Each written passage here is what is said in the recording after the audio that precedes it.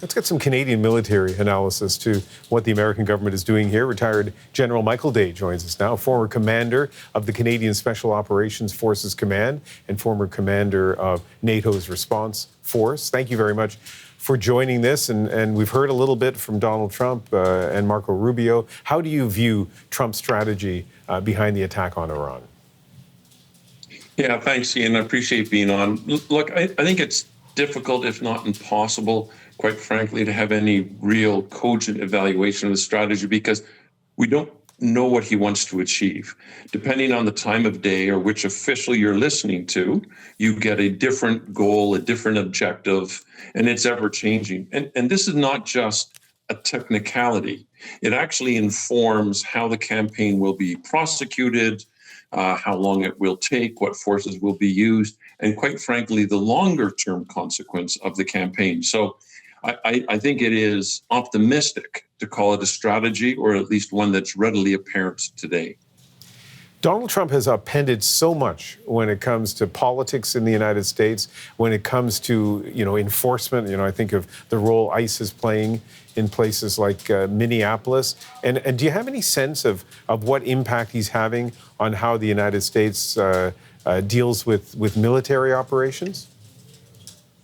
Well, we need to understand just how sophisticated and how ingrained certain military procedures are in the United States. It remains really the only global military superpower.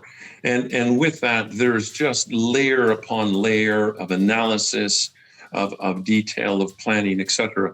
Ultimately, President Trump's influence is actually on the decisional side of the house.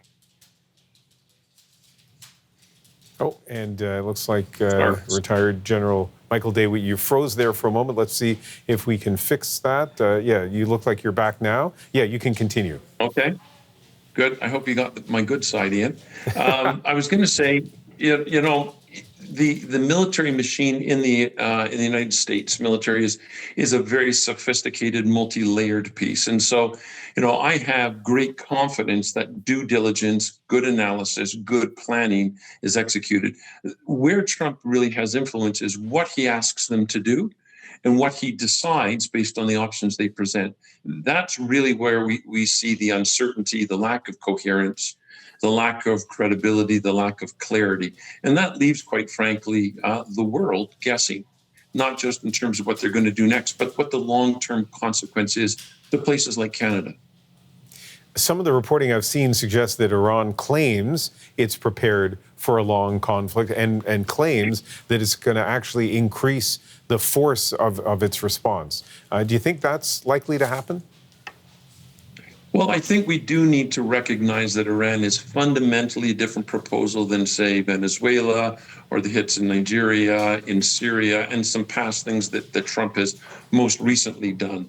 Iran is a very large, physically a large country, which allows, of course, for a dispersal of forces. It has anticipated being attacked for generations, for decades, and certainly following, I think, the Operation Midnight Hammer from June of 25, it has prepared for a subsequent activity. For them to claim that they will be able to amplify their operations, enlarge them, I think that has great credibility. That isn't the question. The question is the resilience of the state to continue it past a certain point. There is something we call missile math. What are their resources? What are the American resources? Notwithstanding the president's rhetoric, there is always a finite logistical aspect to this. And when you compound that with the will to continue, that's where you start to see fault lines. So I do anticipate Iran will be able to continue. The question not is, will they? It will be how long and what shape and form that will take in the days and weeks ahead. One last question. Canada's Foreign Affairs Minister, Anita Anand, says that Canada wasn't involved in planning here in any way, has no intention to become involved. As somebody who's commanded, a portion of NATO's response on other issues, how do you feel about Canada's lack of a role here? Well, first of all, none of that statement surprises me. I would have been shocked if we were involved in or even exposed to the initial or the planning.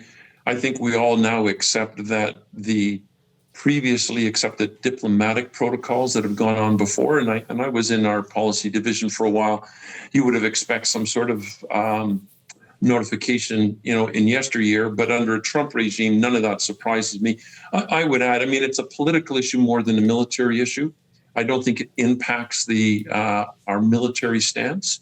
It shouldn't surprise us, and quite frankly, I don't think it has really any consequence to Canada, to the Canadian military, let alone what's happening on the ground.